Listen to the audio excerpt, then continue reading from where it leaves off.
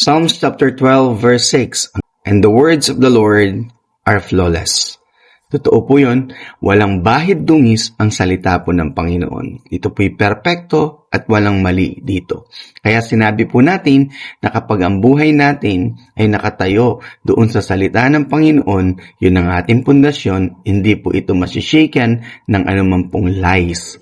Dahil kailanman po ay hindi magwawagi ang kasinungalingan sa katotohanan. At ang tunay po na magpapalaya sa atin na magiging maayos po ang ating pamumuhay ay yung katotohanan na ating alam ay patuloy po tayong palalayain. Kaya po napakainam na ang ating pundasyon ay ang salita ng Panginoon. Meron din po isang verse na nagsasabi, "All Scriptures God-breathed." Sabi po doon, it is good for teaching, it is good for rebuking, it is good for teaching, and training for righteousness.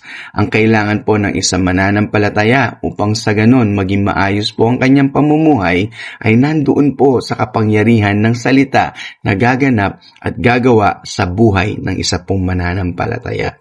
Kaya patuloy po natin pagtiwalaan ang salita ng Panginoon, doon po tayo lumakad sa kanyang kalooban at kapag ating pong pinangahawakan ng kanyang salita, patuloy po tayong maitatama at patuloy po tayong maigagide patungo doon sa kalooban ng Diyos. At ang kalooban ng Diyos para sa atin, maayos na kalusugan, masaganang pamilya, maayos na kaisipan, at higit sa lahat po, alam natin na tayo po secure sa Panginoon. Kaya patuloy lang po tayong makinig, patuloy tayong tumanggap, patuloy tayong magbasa ng salita ng Panginoon.